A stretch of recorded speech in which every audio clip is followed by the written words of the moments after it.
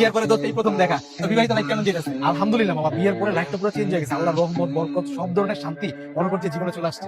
আর এমন একটা বউ পাইছি, মানে খুবই লক্ষ্মী। তোরে কি বলবো আসলে, তোর বিবাহিত জীবন কেমন? আরে বেটা তুই করিসই না, মানে তোর ভাবি তো পুরা মাশাআল্লাহ, লাইফে হয়তো বা কোনো একটা ভালো কাজ করছি, ওই কপাল গুলো এরকম একটা ভালো বউ পাইছি। তোর ভাবির কথা কি কম, ওর গুণ করে তো আমার শেষ হইব না। তোর ভাবি হাতে রান্নার কথা কি কম মামা, ওর হাতে রান্না খাওয়ার পর থেকে আমার তো বাইরের খাবার মজাই লাগে না। তোর ভাবির গুণ যদি আমি কইতে থাকি তাহলে সকালে যাবো, কিন্তু গুণ খাওয়া শেষ হইব না। আর মামা আমার বউর কথা কি কমো, এত কেয়ারিং একটা বউ পাইছি। কপাল গুনে মানুষ এমন কেয়ারিং বউ পায়।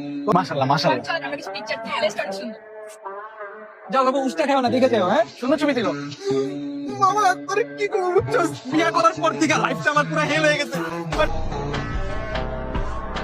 কপালে হয়তো বা কোনো একটা দোষ করছিলাম, এই দোষের কারণে এরকম একটা বউ করতে মামা। আর রান্নার কথা তোর আমি কি করবো বেটা, আমার নিজে রান্না করে খাইতে হয়, থালা বাসন ধোয়া আমার।